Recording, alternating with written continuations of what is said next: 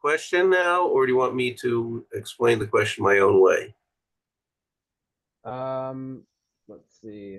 Um, okay, so yes. So just to introduce for anybody who's listening, this is Rabbi Yirmiyohu Kaganoff, and just Tzvi Kaizen here, and we're discussing the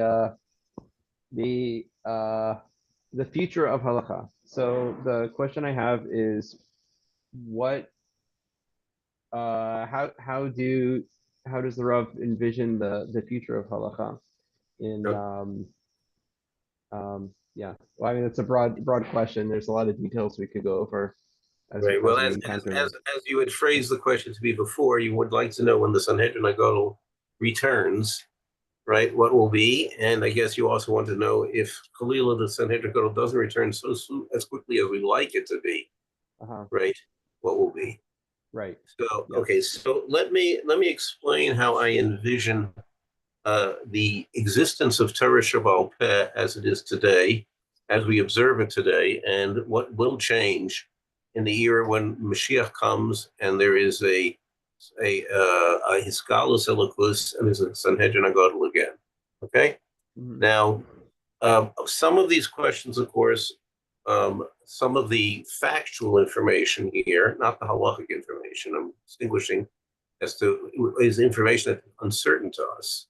It was I'm basing myself on my observations from reading Gemara, reading Rambam, reading Ramban, reading the other Rishonim who give us a very description of what they see the era post Mashiach to be. Mhm. Okay, and many of them, or most of them, say not to belabor these discussions because they say they don't bring one to greater Yiras Shamayim. So therefore, they say not to belabor trying to figure out what the era after Mashiach comes, what the era after Tzias HaMesim comes is going to be like. But I'm going to work with the following assumptions, okay? Yeah. That when Melech Mashiach comes, now Melech Mashiach is supposed to be the smartest person, I understand from my readings, he's supposed to be the smartest person since Moshe Rabbeinu. In other words, have greatest exposure. He's not going to change any of the Torah Shabbal Peh that we got from Moshe Rabbeinu. That's all. We received it from Moshe Rabbeinu, and nothing changes after that point. So the Melech Mashiach cannot create new halacha, right? No new Masorah of Torah Shabbal Peh on any level. Okay. However, the mechanics of Torah Shabbat and the mechanics of Torah Shabbal Peh and the methods of darshaning from Torah Shabbat to create Torah Shabbal Peh, all that we might have new ideas that are coming through when we have really brilliant people around, okay, like the Melech Mashiach. And we have Eliyahu Navi, right, will be here, not as a Navi, can't change anything as a Navi, but according to some opinions, he can tell us as a Navi what was part of Moshe Rabbeinu's Messiah, but most hold not that way. But he can, as a Talmud Chacham, tell us things. And we don't have any Talmud Chacham in Eliyahu Navi's league either. So we'll have two big Talmud Chacham.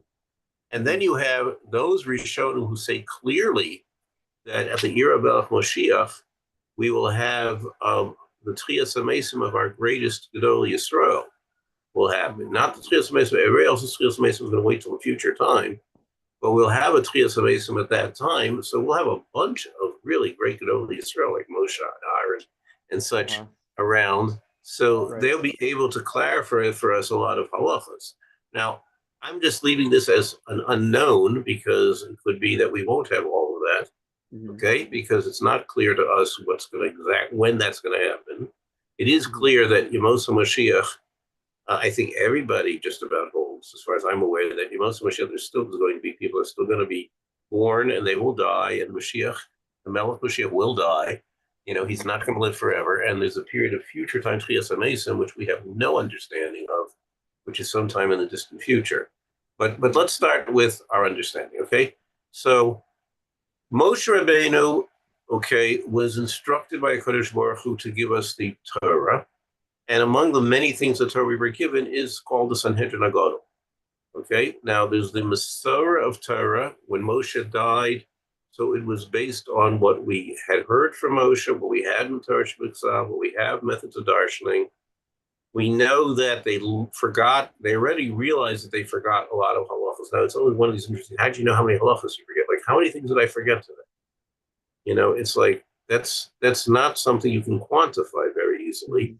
Okay. There's a great joke on this one, which was once told to me by a Yid who had Alzheimer's. I knew he had early stage Alzheimer's. And he told me once, which I don't know if it was intentional or not. I think it's one of the funniest lines. It's worth putting a recording on it. He said, everybody forgets things. He says the difference between young people and old people is that old people know they forgot them. Now, it's a very funny line considering it was coming from somebody that I knew had a diagnosis of Alzheimer's.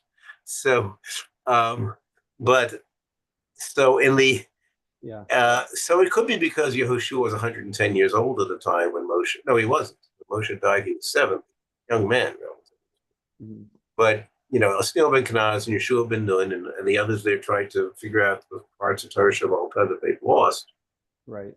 Using Lumdus. Now, when you have the fact that is a possibility is a pretty interesting. Well, that's most of our Torah Shabbat today is influenced by Lumdus and using the Yud Midas Shatar Nidrashis which is Lumdus. Right. So, but here's the thing: the Rambam tells us, right, that there is a concept of the Sanhedrin Gadol, and they're the final authority. I could actually go through with you the words. It's worth somebody reading through the Halachos and Hilchos Mamrim, where the Rambam goes through this.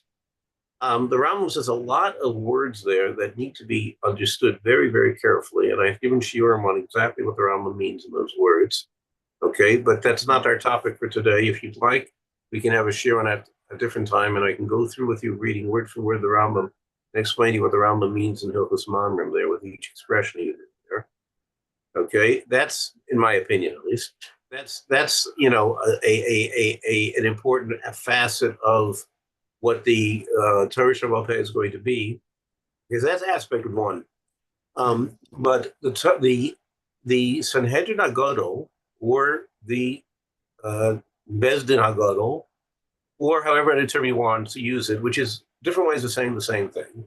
Okay, it's a central rabbinic authority of 71 dayanim. There's a Nasi, who's the 71st, Bezdin, and 69 dayanim beneath them. Okay, and they, as a unit, have the decision to make to determine what is part of the Torah Shabbat and what is not part of Torah Shabbat.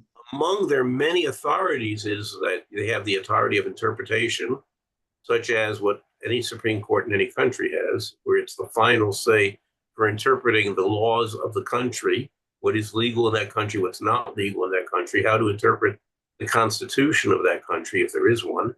Right? That's all part of what a Supreme Court of any country does. And most countries have a Supreme Court in some structure or form. And that's the final judicial say, which means interpreting the Torah Shabbat Peh. For us, Yiddish are ours. And it's an easy comparison to understand, right? What is the Sanhedrin and Gadol in terms of being a Torah Shabbat Peh? They are part of their responsibility is to establish what's part of Torah Shabbat Peh, even if there's no interpretation involved. Nobody's asking you any questions. They're just coming to tell you, this is Torah Shabbat Peh, okay? And Torah Shabbat Peh is, what's the right word for this? It's expansive. I don't know if that's the right word, meaning that it gets added to. Every time Chazal make a takana, it gets added to Torah Shabbat Peh. When there's a new shaila comes up and there's a psak, that becomes part of Torah Shabbat Peh. So that's the Sanhedrin and Gadol's determination, what is part of Torah Shabbat Peh. Now, there seemed to be that the Torah created a system called the Sanhedrin and Gadol, and that's described in Chumash very briefly, and by Chazal more in depth, and by the Rambam in greater depth, right? How the vehicle and the form, the unit called the Sanhedrin and Gadol, who are the final interpreters of Torah Shabbat Peh, and the establishers of what's included in the Torah Shabbat Peh. Okay, so they're the establishers of the law and they're the interpreters of the law at the same time, okay, for their generation. However, the Sanhedrin didn't always exist, okay, there were periods of time where there was no Sanhedrin, and we know that. We have very clear places in Rambam where you can point out that in these eras there was a Bezdin, in those eras there was no Bezdin. Okay, from the time that Yehuda Nasi passed on, which there was at least 200 to 300 year period there, and actually if you follow the Rambam, you get a very clear definition because the Rambam gives us exact dates, and other Mepharshim give us exact dates. The Rambam doesn't. The Rambam others do. You can tell from the time when the final Talmud of Marber Rav Ashi and Ravina decided the final edition of the Gemara, included it. Now let's say it was 300 years after the days of Rabbi and Ossi. I don't think there had been a Sanhedrin Gadol in all that time. Okay, I think in the entire period of the Amoraim, there were Rabbanim, there were Talmidei Chachamim, there were Amoraim, there were Amoraim in Babel, there were Amoraim in Eretz Yisrael, but there was no Sanhedrin Gadol, and just to prove it, the Sanhedrin Gadol can only meet in Eretz Yisrael, and the last several generations of Amoraim were in Babel. Right. There was no Sanhedrin Gadol. I don't even know if there was any type of Gaonate in Eretz Yisrael at the time. There was later, okay, after in the time when there was a Gaonim in Surim Pumbedisa and in Baghdad, there were at one point a Gaonim in Eretz Yisrael, but I'm not sure if that existed the entire time. I don't know if anybody knows if it existed the entire time. Yeah. Okay, A lot now of history was lost. yes, now, but here's an important piece. Okay, the Rambam says clearly that we are bound by the conclusion of the Gemara. The Rambam does not say it has to do with Sanhedrin Gadol. The Rambam says because all of Klal Yisrael accepted it. So there's a final authority of the interpretation of Torah Shebaal Peh vested in the Sanhedrin Gadol. Okay, there's also the carry through of Masorah that continued even after there was no Sanhedrin Gadol, or in periods of time when there was no Sanhedrin Gadol. Right. Okay, and then there's the final conclusions of the Gemara, right, which is binding to us because it was accepted by the final, by all of Klal Yisrael, but that accepted the conclusions of the Talmud Bavli.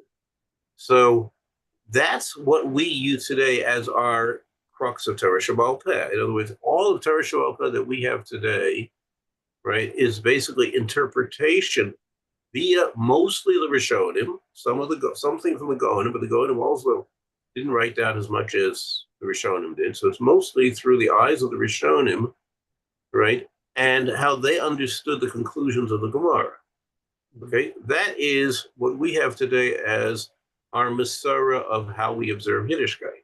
Okay, our Masorah of how we observe Halacha is based on understanding, right, what the Rishonim wrote out, understood the Gemara, okay, and that is the Torah. And in other words, and this is then concluded in Paskin like in Shulchan Aruch and in the other major players that we have close to that. Okay, now, as I understand, when we have a Sanhedrin Gadol, the whole thing's going to be revisited. Okay, in other words, there's no reason why the Sanhedrin Gadol, that the new Sanhedrin Gadol in the days of Mashiach, is bound by the conclusions of the Gemara. Okay, they can certainly anything post Gemara, they're certainly not bound by. And I don't even know why they should be bound by what's the Gemara, because the Torah says, right, the Torah Shebaal Peh and the Torah Shebaal says we follow the Sanhedrin Gadol's decisions. Right. Okay, we have, in place of not having a Sanhedrin Gadol, have used the Gemara and its conclusion as in locus Torah Shebaal Peh, or in locus of the Sanhedrin Gadol, but that's only because there was no Sanhedrin Gadol. Right. Right? So now, once there's a Sanhedrin Gadol, so all sorts of things. There's going to be a Kiddush HaChodesh Al Pi Re'iyah, and there's going to be creation of leap years with a branch of the Sanhedrin in charge of determining that. So our calendar as such will certainly be put on hold completely. Okay, we won't be using this current calendar anymore, that's for sure. But it would seem to me that a goodly amount of what we've been doing until this time won't be accepted anymore. Now, here's where the question gets interesting, okay? And I just sharing with you my observations, which we will basically have to wait until that period of time to find out who's right and who's wrong and what conclusions there are, okay? Nothing that anybody listens to today on my shiur or whenever you happen to hear this shiur should be taken with somebody to the Sanhedrin Gadol and said, but Rabbi Kaganoff said, like I don't think Rabbi Kaganoff's opinion will hold a lot of weight in the Sanhedrin Gadol in the future. But I'm just telling you what Rabbi Kaganoff thinks is right now the situation, okay? So Kaganoff thinks, okay, that now here's the question, because you can have Gezeres and Takanas, right? And you can have minhagim that you go l'chumra on. Now, the Rambam goes out of his way to say that anything post-Talmudic was not binding on everybody. It can only be binding on the area in which, let's say, they were accepted that minig, or where certain Rabbanim accepted that minig, but it does not become binding on anybody else. And he certainly implies it doesn't become binding forever. Right. Now, that becomes interesting, because here's some interesting applications. Let's pick a case, a halachic practice. The fact that we do chalitza and we don't do yibum. Right. Okay. Now that has been Ashkenazic practice for hundreds and hundreds and hundreds of years. Okay. It's now become Sephardic practice because in Eretz Yisrael today they will not permit someone to do yibum. Oh, I right. didn't know that. Yeah, okay. They will not allow a Sephardi to do yibum in Eretz Yisrael. They'll have them do a chalitza. Now, as far as that's a different conversation. I want to hold on that conversation. Okay. You can jot it down. Feel free to write it down on your notebook there. Yeah. For future time. But I think I want to stay focused on our topic here. So, even though we know that Sephardim kept, followed Yibum Chalitza until fairly recently, and I'll pick another example, which is it's, I believe, as far as I'm aware, universally practiced today. Okay, as common practice, that a man have only one wife. Okay, now Sephardim still don't have it standardized, but in it, nobody I am aware of anywhere is going to do a Siddur Kedushin for somebody for a second wife. Okay, it had been well established by majority of Sephardi communities that the only time a man took a second wife was when he had a case of yibum. Otherwise, he didn't take a second wife, and that's well accustomed as far as I'm almost all Sephardi communities for a couple. Now, if is that there's no Jewish or Sephardi? Sorry, Mizrahi or Sephardi? Eidot Mizrach. Okay, Eidot Mizrach / Sephardi. Okay, in this particular area of halacha, as far as I'm aware, Eidot Mizrach and Sephardi are pretty equal. Okay, you are correct. That there's Mizrach and Sephardi, but for our purposes, I don't think we need to do that. Okay, if there's any kehillah today where an Eidot Mizrach kehillah anywhere in which they freely allow a man to take as many wives as he wants, I'm unaware of it. Okay, since there are very few, in other words, there are small Eidot Mizrach kehillas in all sorts of places, Mexico and Argentina and such, but the kehillas that are traditional Eidot Mizrach kehillas, okay, Morocco and Tunisia are about the only ones I can think of that still exist with Rabbanim and Dayanim of some sites in loco. Iran, it's that no one in Iran is going to supersede what the psak of Ramavadi or any other great poskim of the generation are, right? And nobody, as far as I'm aware, in either Tunisia or Morocco is going to either. So basically, anywhere you go to an Eidot Mizrach kehillah that I'm familiar with, they will more or less feel bound by whatever the Rishon LeZion here or the other prominent Israeli poskim who are Eidot Mizrach follow, right? In other words, let's say the half a dozen of the greatest Eidot Mizrach poskim, right, will be accepted by the Eidot Mizrach communities no matter where they are. Okay, and none of them are right now allowing a man to have two wives, as far as I'm aware, even when it's a case of yibum. Okay, they won't allow it anymore. So the reason for this is only to point out that at this point in world history, okay, it's become accepted by everybody that we don't have more than one wife. Okay, now will that change with the Sanhedrin Gadol? I doubt it, because that would seem to me to have the status of a minig that Klal Yisrael has established and accepted on ourselves, whether for better or for worse. right? But that's considered an accepted practice that we will be keeping as a minig that all Klal Yisrael follows. In other words, a minig that all of Klal Yisrael observes will continue.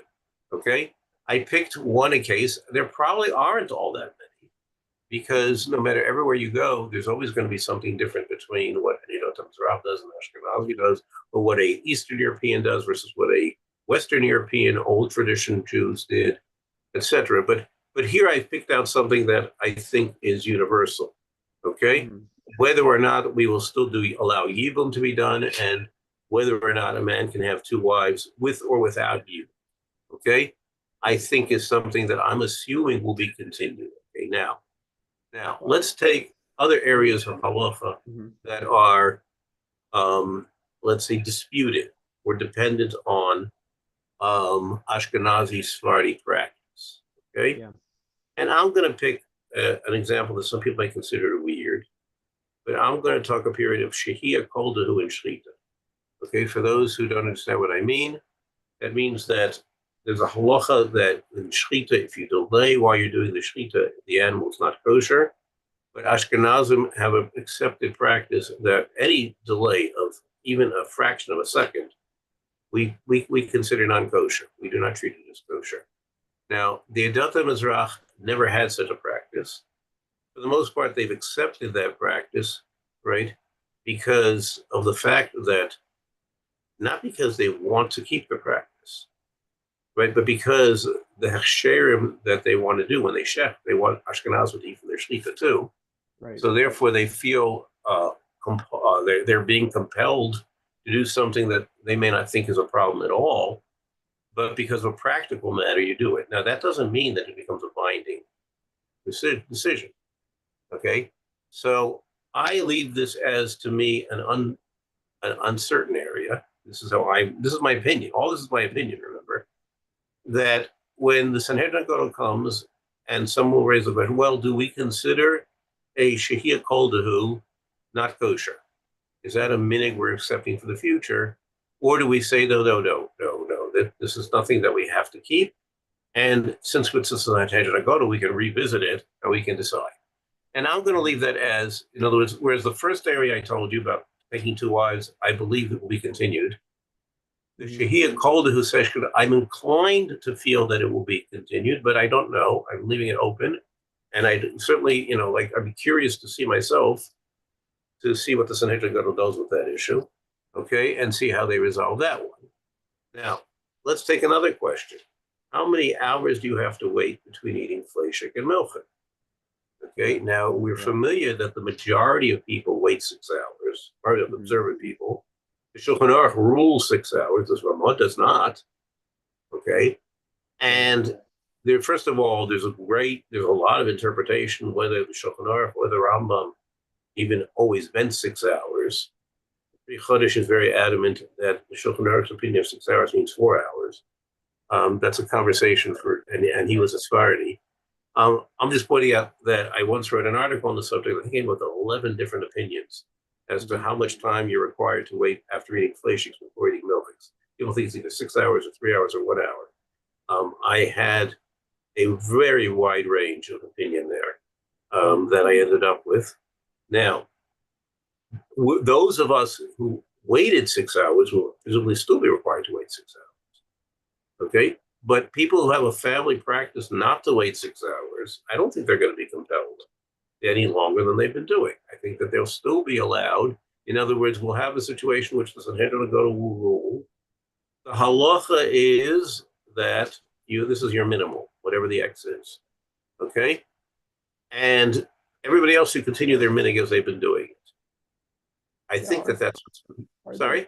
Are there places where the Sanhedrin Dafka doesn't decide? Like, for example, regarding smicha on Yantif, right? So there was they didn't decide. Right. Yeah. They there's this machlokas that continued for generations, and right. This seems like the sort of thing where sometimes the Sanhedrin will decide, and sometimes the Dafka will not decide, even in a halachic. Yeah, that's a very good question. In other words, they they had all the opportunity to make a final decision on this, whether we do. Now, let me explain for people who are not familiar with the concept. It means that when you have a korban in the Beis Hamikdash, okay, you rest your weight, full weight, on the head of the animal before the korban is offered. And the question was whether that's permitted on Yom Tov or not. Okay, and that was a dispute way back when, and the dispute kept going on for generations. And it seemed to have been a dispute always between the Nasi and the Abez, in other words, number two and number one and number two man in the halacha thing. So those of you who like to compare this to history, think of it as the machlokus between Andrew Jackson and John Calhoun as to whether states have a right to secede from the Union. Okay? Now, this issue had come up before their period of time. Jackson was president, Calhoun was vice president. Both were Southerners, which was probably about the only time in the history of the United States, okay, that both the president and the vice president came from slave states, and both of them came from south of the Mason-Dixon line. I don't think, I can go back and check, but I don't think it ever happened at any other time in the history of the United States that both the president and vice president did this, or were this way. And Jackson was a very strong believer in the power of the federal union. Calhoun, who was his vice president and ended up becoming, at one from meeting one of his best political friends, to be one of his most enemies. Okay, Calhoun was pushing the state of South Carolina to secede from the Union over some of the issues here. Jackson said that if he gets South Carolina to secede, he's going to lead a federal army against South Carolina. Okay, now, ultimately, Lincoln did the same thing. And although he used generals, although he didn't find very good generals, he went through a bunch of generals. But the point is that, this is just me, my advertisement, that was a political and legal question that was decided by brute force. So, I feel that, the U.S. the Supreme Court has every right at this point to rule if a state decides they're going to secede from the Union and that they wanted to go to the United States Supreme Court to rule. I see absolutely no reason why the Supreme Court can't rule that the state has a right to secede. It's a legal question. And the fact that you decided by brute force doesn't make it the law. Anyway, I'm going back to our question. That was just my humor. For those of us who got bored by my humor. Anyway, the background is that the question about smicha was a question between the Nasi and Av Bezdin, okay, and they disputed whoever the Nasi was, who the Av Bezdin went on. This went on for like 7 generations, okay, where the Nasi and Av Bezdin were disputing with one another, and the Sanhedrin never decided to make a ruling and come to a conclusion of deciding by majority rule, which was always their policy. And this is a good question. It's a valid question. And it's a little funny because you have Yontif coming. People are coming to the Beis Hamikdash. They're bringing korbanot. Mm-hmm. I guess some of them are doing it. Some of them are not doing it. Right. And I just sort of imagine, are people yelling at you have the Frummies yelling at the people not, and then the other people saying, no, this is kosher. And I think the reason why it's so important is that if we build a Beis Hamikdash, we may very well have the same issues where there's machlokas in the Rambam and some other shitas about how we do korbanot. And are we going to resolve them all, before we build a Beis Hamikdash or not? Okay, the question is extremely valid. Okay, and here's the way, like for example, kmitza. Every time, the first time you bring a milcha korban, we're going to have to decide how to do kmitza. And there's a machlokas in the Rambam and almost everybody else how to do kmitza. Yeah. Right? Yeah. And it seems pretty clear to me that the Rambam's method of kmitza is invalid according to everybody else. And the method of kmitza that everybody else seems to hold is invalid according to the Rambam.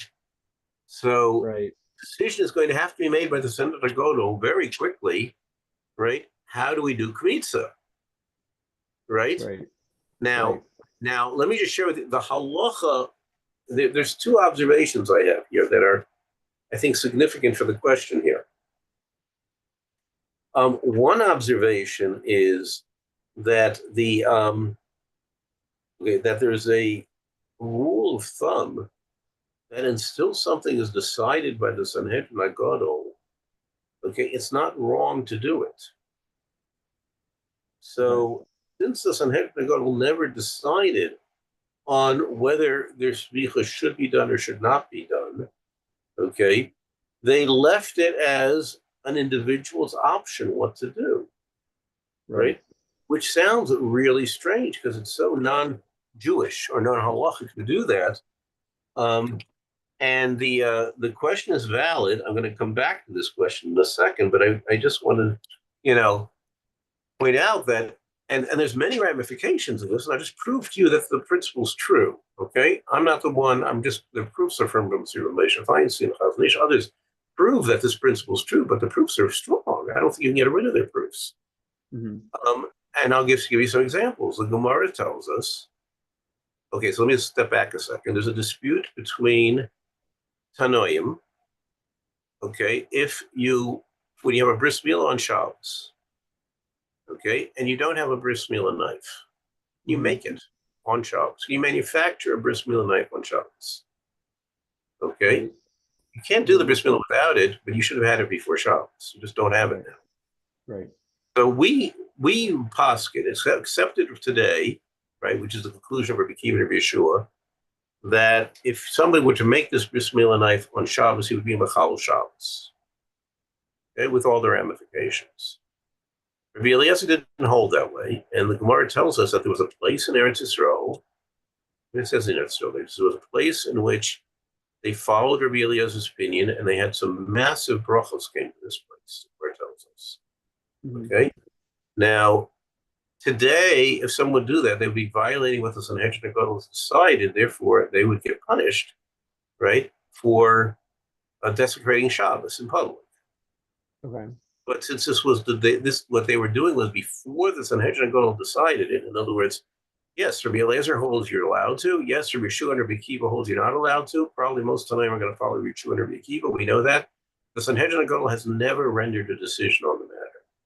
Right. Until they do, you could follow Rabbi Eliezer. Okay. Once they do, or in lack of the Sanhedrin having ever reached a decision, let's say, and you have the conclusion of the Gemara means that Klal Yisrael accepted that this is what we do, you can't change it.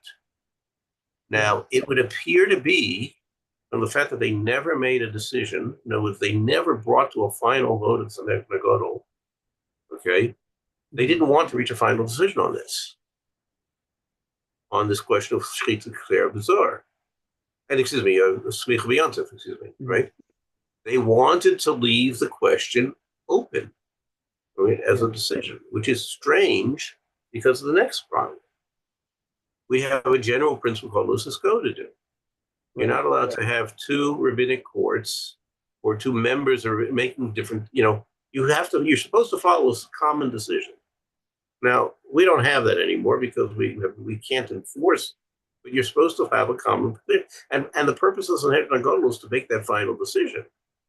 Right. In other words, it sounds like in this question about Smicha and Yontif, that the Sanhedrin Gadol vacated its legal responsibility and its responsibility as the Torah gives it to it. They're supposed to make those decisions. Right. That's their job.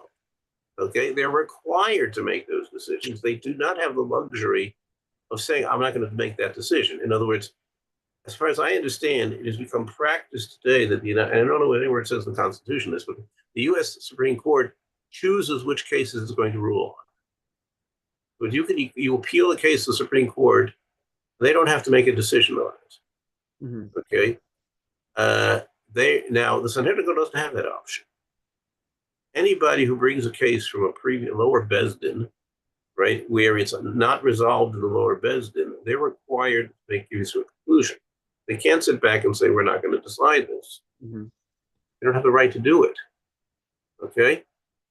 So this is like, why did they decide on the question about Smicha on Yontif? Right? Right. In other words, they had what they did in existence, right? And they could have made this decision. They didn't. Why not? Okay? I'm going to leave the question as an open question at this point. Okay. We offered one suggestion previously, which is that they deliberately didn't want to decide this question. Okay. and they wanted it left, which means as long as it's not decided, right, individuals could do one way, they could do the other way, and they could basically decide what they wanted to do, which is the exact chaos that the Sanhedrin HaGadol was created to suspend. Right. Right. There's not supposed to be such things going on. Right. Right. So who gave them the right to vacate their responsibility? It's really two questions here. One question is, it appears that they did vacate their responsibility. Right. And when I think it's like, why would they have done it here? And the second question is, who gave them the right to do so? Yeah, I mean, it's almost like the Sanhedrin, when the question of a halacha comes to their desk, they have three possible, general ways of ruling. One is, mutar, one is asur, and one is we're not going to decide. They We're don't have going that. to. They don't have that.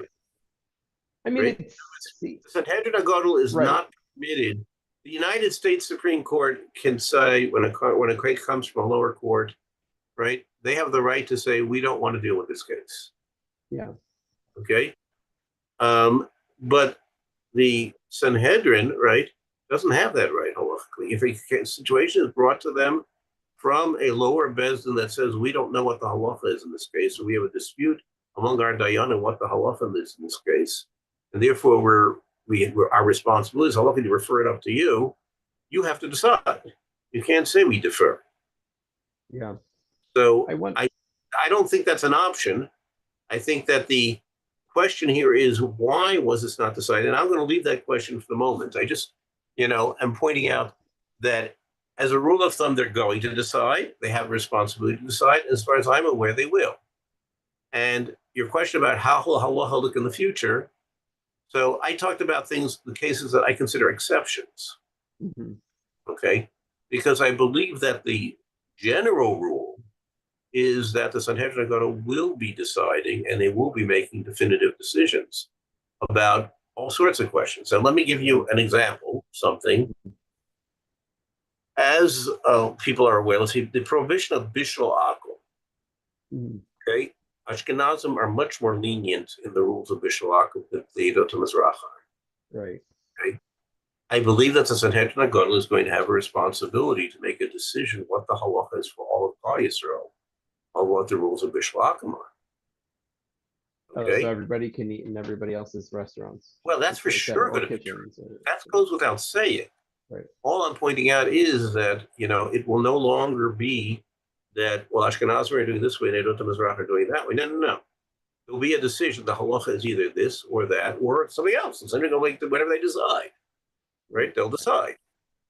And let's pick another case of something, whether you can use milk that is not Chol Yisrael, right? That, we are fully certain that it is from a kosher animal, whether it's fully certain because of government inspection or fully certain because of the marketplace, the way marketplace rules are, and the way what's done in the markets in general, et cetera, et cetera, et cetera.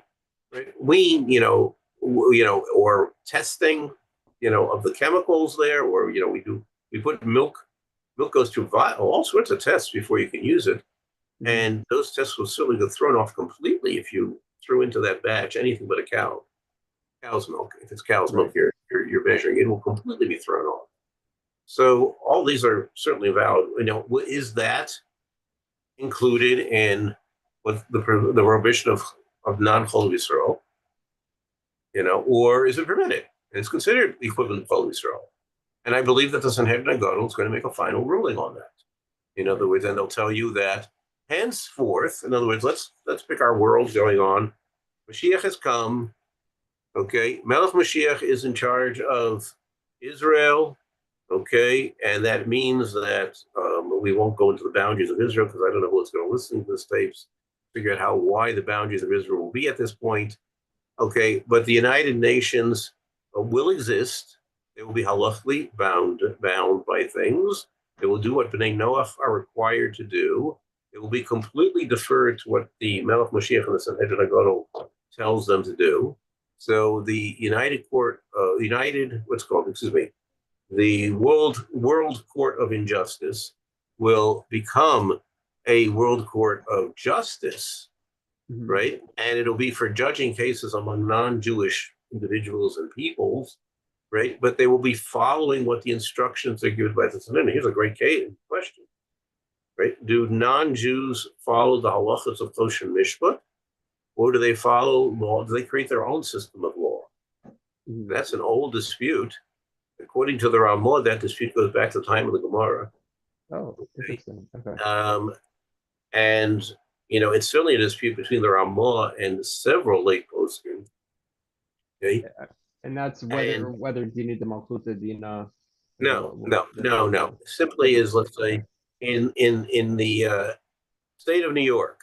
Mhm. Okay, and they follow state of New York laws for commercial law, Mhm. right? Or Anglo-Saxon common law, or Napoleonic law, or any laws that you want that's used anywhere in the world, right? Does that have halachic validity when used to legislate between two non-Jews? Do they go with what the civil law practice is, or are they supposed to go with the halacha as the Torah has it for Choshen Mishpat? Okay, and in other words, so that if we assume, let's say, like the Ramah, then civil law in halacha l'maaseh should follow what the halacha says to do everywhere. If Mhm. you follow the opinion of most of those who disagree with the Ramah, there's no such requirement. The requirement is for a non-Jewish population to create a system of law that they're comfortable with, that works, and they're consistent with. And therefore, let's say the United States, the non-Jews in the United States could certainly continue with their civil law practice of what they do, what they accepted the law of things, and anywhere else in the world can follow its similar civil law. And that's the question that the Sanhedrin is going to rule on, and will then be, I presume, henceforth binding on everybody, I assume, Mhm. right? And now, no Jews will be living in the United States because they'll all be living in Israel, or not anymore. But I mean, but Jews doesn't mean Jews can't go visiting there. They'll go visiting there when they have a reason to, but there'll be no reason for them to do so too frequently, except to go teach the non-Jews when they, as guest speakers, be able to teach the halacha that's applicable to them. Okay, so now, I forgot I was going to say something here, but that's how the world's going to function. Okay, and so now the Sanhedrin Agadol is going to make the rulings on halacha. Okay, what the halacha is.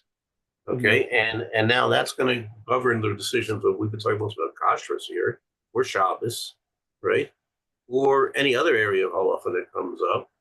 Okay, and you'll have a Sanhedrin Agadol that will be ruling on all these cases and all these laws.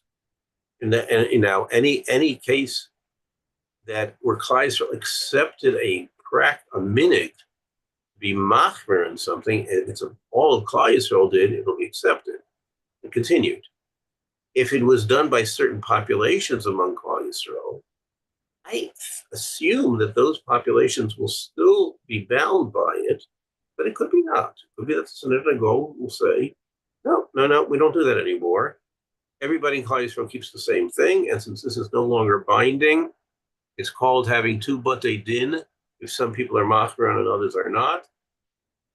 And therefore, since we've ruled that this is not binding on Klal Yisrael, it's not binding on anybody. And that's a question that we'll have to wait and see Hmm. to see what's happening. I mean, Now, I think there's also. Doctor's XV, did you have specific other questions to deal with that I haven't answered yet?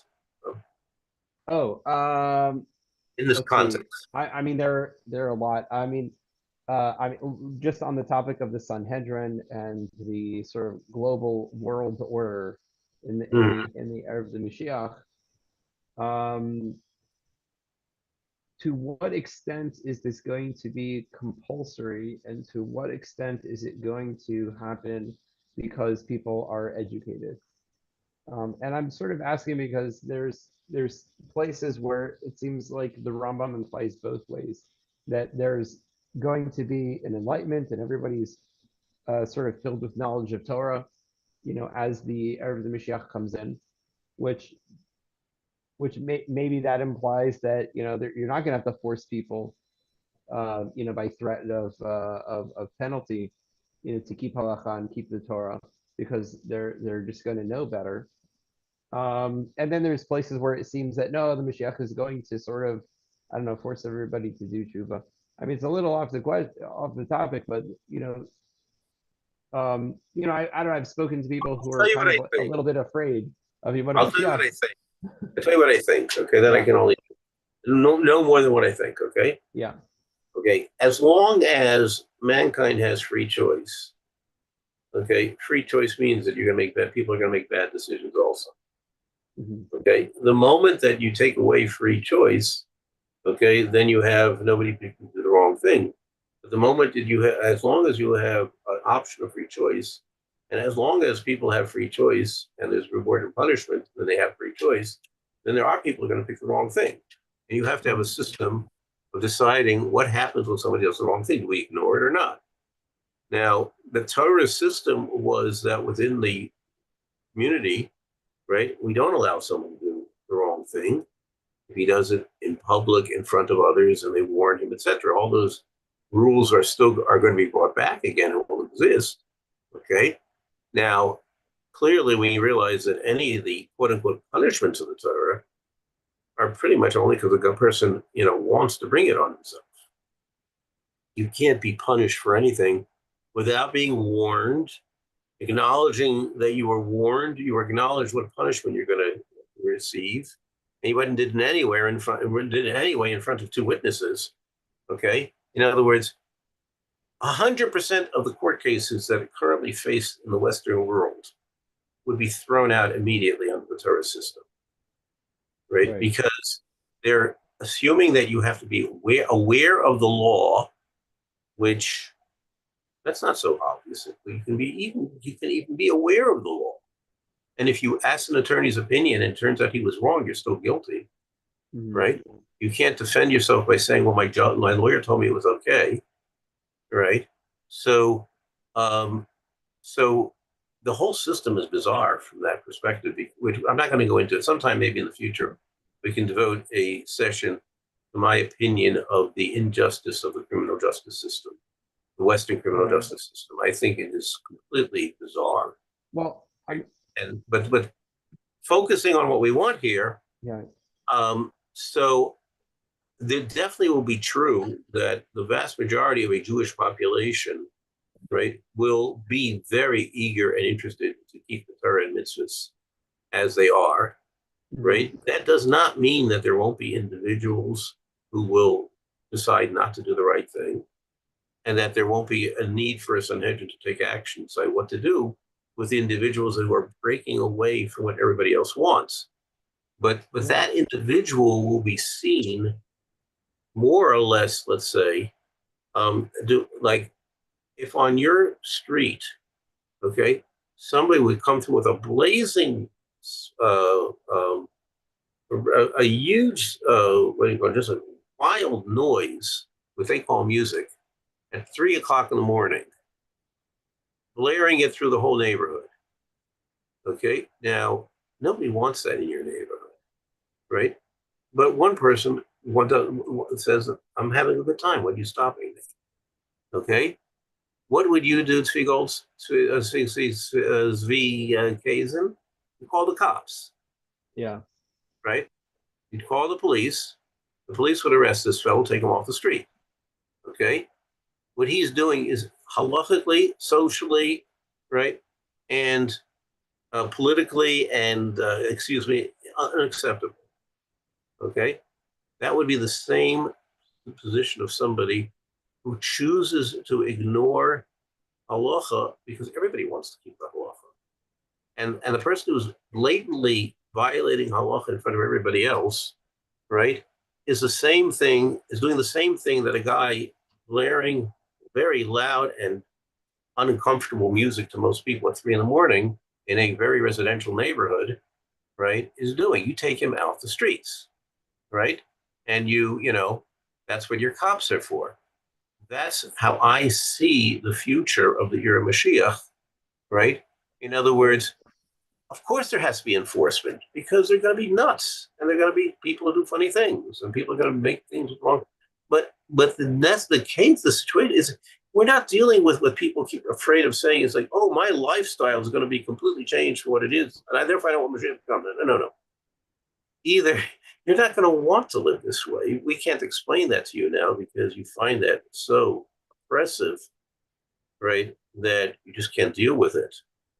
Okay, but that you're going to want to live your life differently, and So you it will sounds like find. there's going to be like a combination where a lot of people are going, for lack of a better term, they're going to be enlightened in terms of, they'll learn Torah, they'll understand it on a deep level, and the vast majority of people are going to want this. And then the people that don't are basically going to be outliers in the society. I mean, because I suppose if that were not the case, then As I see it, there's yeah, there will be enforcement, yeah, but I think it'll be almost non-existent because I yeah, think it'll be almost unnecessary. Okay, it right. will be on the books. But when was the last time you had anybody blaring loud music in the streets in your block at 3:30 in the morning? Right. Not in a while. Yeah. Okay, Not in a while. and I'm going to tell you that what I just described, well, people will be less common than that. Yeah. So Yeah. that's how I see it. Okay, we will continue on Monday, God willing. Yeah. Yeah. Okay, All right. I guess Thank you want you. to close off the Yeah. the lecture, but I still want to speak. Okay, so let me give you a bracha for Shabbos, and I know that you've got you have one daughter here, and one daughter is arriving tomorrow sometime.